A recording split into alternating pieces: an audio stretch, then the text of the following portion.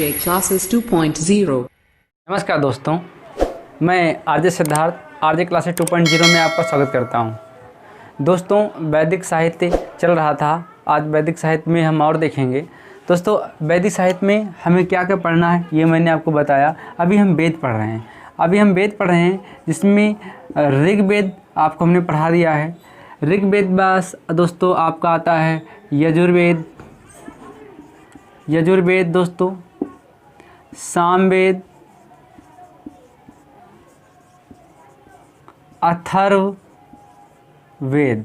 अथर्ववेद। तो दोस्तों इस वेद को हमने पढ़ लिया है। अब इन वेदों को पढ़ना है। आज इन तीनों वेदों को दोस्तों एक साथ हम देख लेंगे। फिर इसके बाद उपनिषद और एक हम वेदों का चार्ट भी साथ में देखेंगे। तो दोस्तों आइए देखते हैं आगे वेदों के बारे में। टाइम ना ख़राब करते हुए सीधा टॉपिक्स पे आते हैं। दोस्तों ये लिखते हैं यजुर्वेद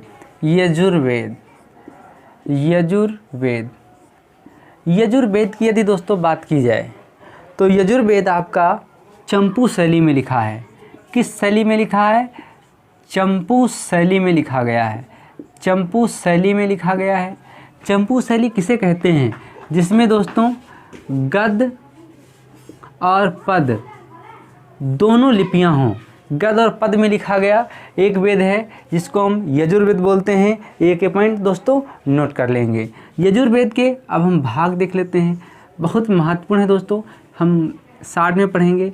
दोस्तों ऐसी चीज़ें आपको हम बताएंगे जो आपको किताबों में आसानी से नहीं मिलती हैं और हम लोग पढ़ना छोड़ देते हैं या पढ़ते नहीं हैं और एग्ज़ाम पॉइंट व्यू से दृष्टिकोण से वहाँ पर देखते हैं तो गलत हो जाता है और फिर हम सोचते हैं कहाँ से आ गया इतिहास, हमने तो पढ़ा नहीं। तो वो सारी दिक्कतें आपको आपके सामने ना आए, आपको दोस्तों परेशान ना करें, इसलिए मैंने सोचा कि थोड़ा थोड़ा करके आपको अच्छा मैटर दिया जाए। तो बात करें दोस्तों, यजुर्वेद में दो इसके भाग हैं। कितने भाग हैं? दो भाग हैं। कौन कौन से भाग हैं दोस्तों? एक शुक्ल भाग है, मतलब शुक्ल पक्ष जिसको बोलते हैं। तो दोस्तों हम लिख सकते हैं शुक्ल यजुर्वेद, ठीक। दूसरा लिख सकते हैं कृष्ण यजुर्वेद। एक पॉइंट दोस्तों समझ में आ गया होगा। शुक्ल यजुर्वेद और कृष्ण यजुर्वेद। शुक्ल यजुर्वेद आपका है वो दोस्तों पद में है। किसमें है? पद में लिखा गया है। शुक्ल यजुर्वेद पद में लिखा गया है। जो आपका कृष्ण यजुर्वेद है ये गद्य में लिखा गया है। गद्य और पद जिस शैली में लिखा हो उसे चंपू शैली कहते हैं और यजुर्वेद चंपू शैली में अर्थात गद्य और पद में यजुर्वेद हमारा लिखा गया है। दोस्तों ये पॉइंट आप नोट कर लेंगे। चलिए इसके अभी भाग दोस्त देख लेते हैं। बहुत महत्वपूर्ण है ये सब दोस्तों। UPSC, UP++, TGT, PGT, RRB में दोस्तों जहाँ पर प्राचीन इतिहास पूछा जाता है बहुत पूछे जाते हैं। तो मैं दोस्तों बात कर लूँ, ये इसका भाग है कांड। दोस्तों कांड इसका एक भाग है। एक ये नोट कर लेंगे। इसके बारे में हम विस्तार से बात करेंगे जब समाज पे बात करेंगे। कांड दोस्तों इसका एक भाग है। या दूसरा मध्य दिन, एक ये इसका भाग है। जब इसके भाग हैं तो उसके भी दोस्तों भाग होंगे। हाँ इसके भी भाग हैं, तो इसको भी हम देख लेते हैं। इसको कांडक, इसको हम एक अगला भाग है कांडक या एक कपिष्टक। दूसरा है कपिष्टक, एक कांडक है, दूसरा कपिष्टक है दोस्तों। मैत्राणी और एक भाग है मैत्रायणी।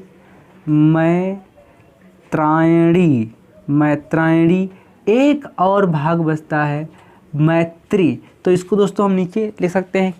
कांडक हो गया, कपिष्टक हो गया, मैत्रायणी हो गया और तैत्रीय एक ये भाग दोस्तों हो गया। तो ये 4 भागों में विभाजित है। आप इसको नोट कर लेंगे दोस्तों। यदि हम आगे बात करें तो इसमें यहाँ पर नोट कर लेते हैं दोस्तों। यदि आगे बात करें तो 40 अध्याय हैं यजुर्वेद में।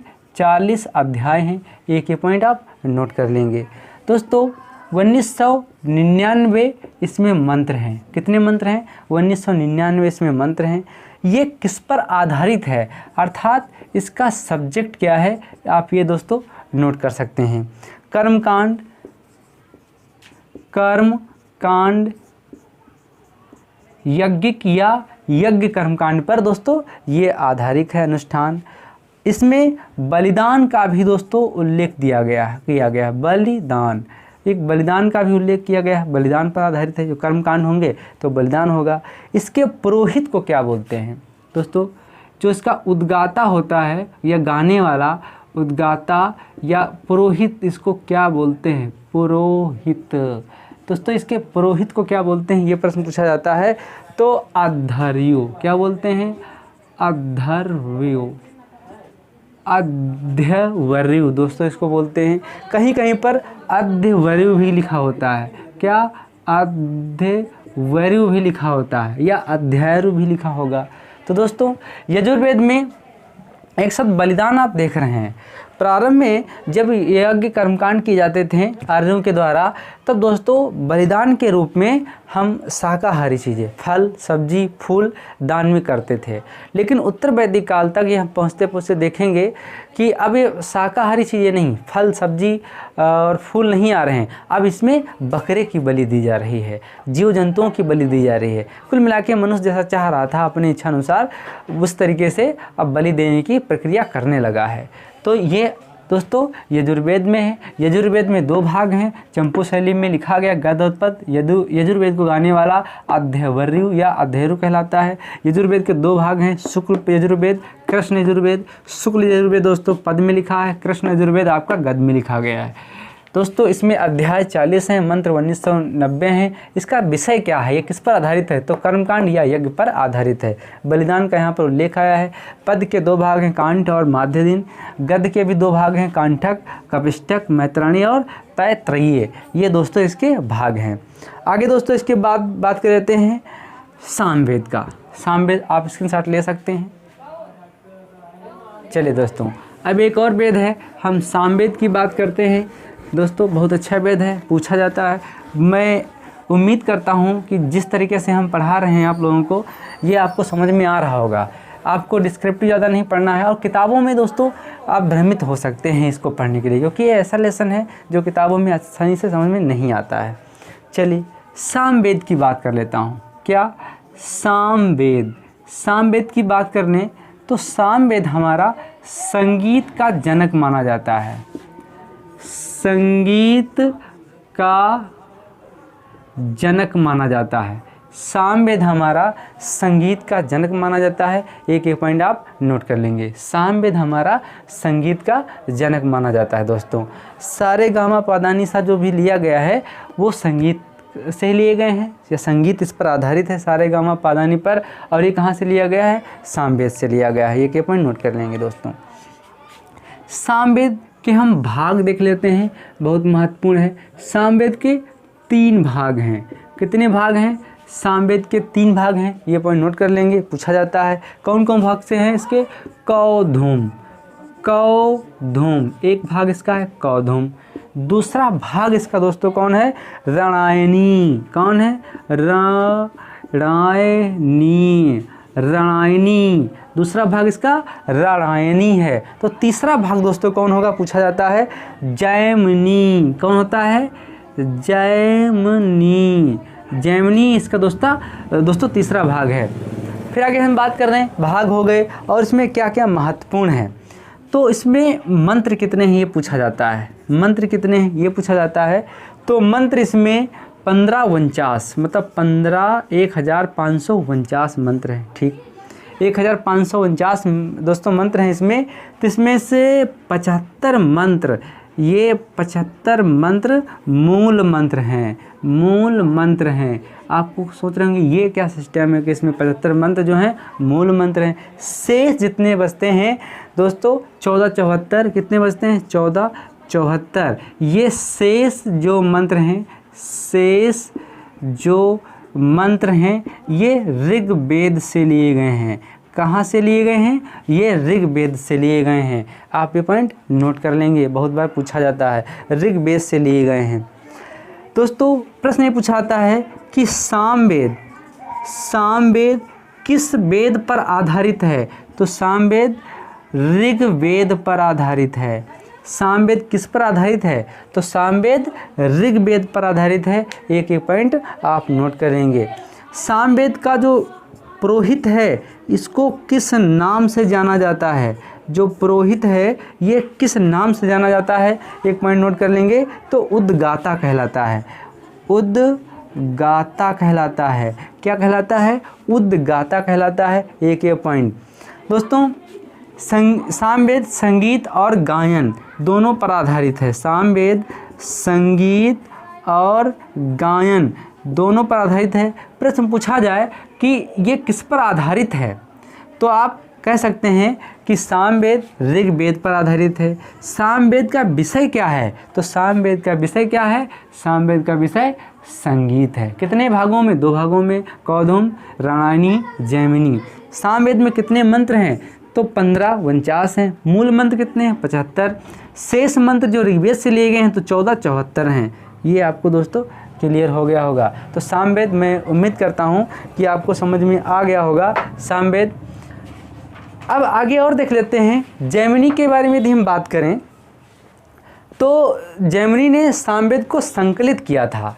जो जैमिनी हैं इन्होंने सामवेद को संकलित किया था। चलिए, अब इनकी किसी ने मदद की थी उसका नाम पूछा जाता है। बहुत महत्वपूर्ण नाम है तो उसको भी हम देख लेते हैं। सुकर्मा जिन्होंने इनकी मदद की थी जैमिनी की, उनका नाम है सुकर्मा। सुकर्मा का बहुत योगदान रहा इसको संकलित कराने में, इसलिए जैमिनी और सुकर्मा का नाम आप याद कर लेंगे। बहुत महत्वपूर्ण ये पूछा जाता है। चलिए अब आगे हम देख लेते हैं अथर्ववेद। आप स्क्रीनशॉट ले लीजिए, ज़्यादा बढ़िया रहेगा। चलिए अथर्ववेद को बात करते हैं। अथर्ववेद सबसे लोकप्रिय वेद माना जाता है। अथर्ववेद दोस्तों उत्तर वैदिक काल का सबसे लोकप्रिय माना जाता है। अथर्ववेद लौकिक और परलौकिक में से लौकिक बातें करता है। अथर्ववेद जादू टोना, प्रेम विवाह, कृषि आदि पर चर्चा करता है। चलिए अथर्ववेद की बात कर लेता हूँ, आप मेरे साथ नोट करते रहेंगे, ज़्यादा बढ़िया है। अथर्ववेद मेरे साथ आप भी नोट करते रहेंगे, ज़्यादा अच्छा है। अथर्ववेद को संकलित किसने किया? या अथर्वा ऋषि ने। इसने अथर्वा ऋषि ने इसको संकलित किया। एक पॉइंट। अथर्वा ऋषि ने संकलित किया। और किसने संकलित किया साथ में, या किसका योगदान रहा है? तो अंगिरस। किसका?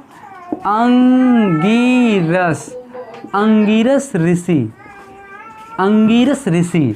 यदि इन दोनों नामों को हम मिला दें एक में, यदि इन दोनों नामों को मिला दें तो एक नाम इससे निकलता है। एक नाम निकलता है जिसको बोला जाता है अथर्वांगिरस। क्या बोला जाता है?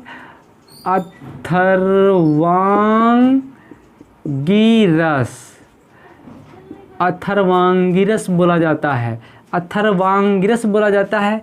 तो अथर्ववेद को और किस नाम से जाना जाता है? तो अथर्वांगिरस के नाम से भी जाना जाता है। अंगिरस ऋषि, अथर्वा ऋषि, इन दोनों ने इसको क्या किया था? संकलित किया था। इन दोनों ने इसको संकलित किया था। आप एक पॉइंट नोट कर लेंगे, बहुत महत्वपूर्ण पॉइंट है। अगला बात करें तो इसमें अध्याय कितने हैं? तो 20 अध्याय हैं। एक ये पॉइंट पूछा जाता है। 20 अध्याय हैं। कितने अध्याय हैं? 20 अध्याय हैं। 731 सूक्त हैं। कितने सूक्त हैं? तो 731 सूक्त हैं।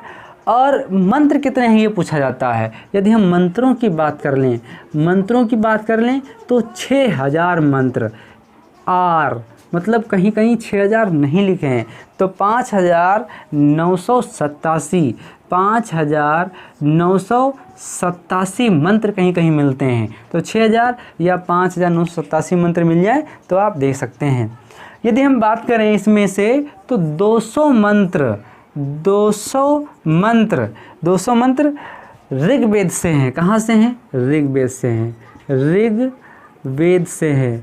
200 मंत्र ऋग्वेद से हैं। एक ये पॉइंट, 200 मंत्र ऋग्वेद से हैं, नोट कर लेंगे, बहुत अच्छा पॉइंट है। तो ये आपको समझ में आ गया होगा। अथर्ववेद में 20 अध्याय, 731 सूक्त, 6000 या 5987 मंत्र हैं, 200 ऋग्वेद से हैं। अथर्वा ऋषि अंग्रेज ऋषि ने इसको संग्रहित किया था, इसलिए इन दोनों के नाम से अथर्वांगिरस वेद के नाम से भी इसको जाना जाता है। एक ये पॉइंट आप नोट कर लेंगे। इसका भाग देख लेते हैं, इनके भाग बहुत महत्वपूर्ण हैं। चलिए भाग के बारे में देख लेते हैं, ये बहुत बार पूछे जाते हैं। तो इसके 2 भाग हैं, 2 भाग हैं। कितने भाग हैं? 2 भाग हैं। एक भाग आपका है शौनक, एक भाग आपका शौनक है। दूसरा कौन सा भाग है? तो पिप्पलाद। दूसरा कौन सा भाग है? तो पिप्पलाद, पिप्पलाद दूसरा भाग इसका पिप्पलाद है। एक पॉइंट नोट कर लेंगे। चलिए अब ये किस पर आधारित है? 2 भाग किस पर आधारित है, ये पॉइंट पूछा जाता है। चलिए जिस पर आधारित है उनकी हम बात यहाँ पर कर लेते हैं। जगह कम होने के कारण मैं ऊपर लिखूँगा, आप देख लेंगे, ज़्यादा ठीक रहेगा। ये जादू टोना, वशीकरण, पिशाच, कृषि, कीटों से फसल बचाने के मंत्रों का उल्लेख है, इसका इसमें उल्लेख है। और किसका उल्लेख है? और बात करूं मैं तो प्रेम विवाह, लौकिक चीज़ों का उल्लेख है। ये सर्वाधिक लोकप्रिय वेद था, सर्वाधिक लोकप्रिय वेद था। एक ये पॉइंट नोट कर सकते हैं। इसको श्रेष्ठ वेद के नाम से भी जाना गया, या ब्राह्मण वेद के नाम से भी जाना गया, या श्रेष्ठ वेद के नाम से भी जाना जाता है। इसका पुरोहित क्या कहलाता है? इसका पुरोहित क्या कहलाता है? तो पुरोहित ब्रह्मा या ब्राह्मण कहलाता है। इसका पुरोहित ब्राह्मण कहलाता है। ब्रह्मा या ब्राह्मण इसका पुरोहित कहलाता है। किसका? अथर्ववेद का पुरोहित कहलाता है। तो दोस्तों अगर यदि हम बात करें तो सभा समिति इनका भी इसमें उल्लेख है। मैं जब सामाजिक बात करूंगा तो सारे वेदों को लेकर के ही बात करूंगा, रटना नहीं है, इसको समझना है। मैं अभी एक चार्ट बनाऊंगा तो समझता रहूँगा। तो 20 अध्याय आपके हैं अथर्ववेद में, 731 सूक्त हैं, 6000 इसमें मंत्र पाए जाते हैं, 200 मंत्र ऋग्वेद से हैं। शौनक, पिप्पलाद 2 इसके भाग हैं। अथर्वा अंगिरस ने इसके क्या की थी? संग्रहण किया था, इसलिए तो अथर्वांगिरस के नाम वेद के नाम से भी जाना जाता है। जादू टोना, वशीकरण, पिशाच, कृषि आदि का यहाँ पर उल्लेख है। प्रेम विवाह का उल्लेख है। सर्वाधिक लोकप्रिय वेद है। श्रेष्ठ या ब्राह्मण का वेद है। इस नामों से भी जाना जाता है। 2 इसके भाग हैं। दोस्तों जब ये ऋग्वेद रचा गया तो यहाँ पर लोगों के मन में अब विचारधाराएं उत्पन्न हो गई थीं। वो जानने का प्रयास कर रहे थे क्या ईश्वर है कि नहीं है। जब ऋग्वेद रचा गया तो ऋग्वेद ऐसा एक वेद है जो उत्तर वैदिक काल और वैदिक काल, या इसको पूर्व वैदिक काल के नाम से भी जानते हैं, कि दोनों कालों के बारे में बताता है। इसके बाद यजुर्वेद, सामवेद, अथर्ववेद ये सिर्फ और सिर्फ उत्तर वैदिक काल के बारे में बताते हैं। मैं बात करूं जब ऋग्वेद रच रहा होगा तो यहाँ पर सिर्फ और सिर्फ ईश्वर और प्रकृति से संबंधित चीज़ें रची गई होंगी। जब आपका यजुर्वेद रच रहा होगा तो लोगों के संस्कार, कर्मकांड करने की विचारधारा उत्पन्न हो रही होगी। फिर इन पर संगीत लाया जाए, देवताओं को खुश करने के लिए कुछ गायन किया जाए, तो ये सब रचना जब की गई होगी तो एक पास जब संकलित किया गया होगा तो वो सामवेद कहलाया होगा। फिर लोगों के मन में विचारधाराएं उत्पन्न हुई होगी कि ईश्वर है कि नहीं है, ये धरती कैसे बनी, हमारा जीवन कैसा है, हमारे मरने के बाद हमारा जीवन कैसा बनता है। तो इन सब का उल्लेख अथर्ववेद में आया। जादू टोना, वशीकरण, प्रेम विवाह आदि का सब उल्लेख आया। दोस्तों अब अगले वाले वीडियो में हम बात करेंगे उपनिषद पर। इसके बाद अभी एक चार्ट बनाना है। कौन चार्ट बनाना है? सारे वेदों का एक साथ चार्ट बनाएंगे, वो अगले वीडियो में आ जाएगा। दोस्तों वीडियो बड़ा ना हो इसलिए वीडियो को यहीं समाप्त करते हैं। मैं जानता हूँ बड़ा वीडियो देख के आप नहीं खोलते होंगे।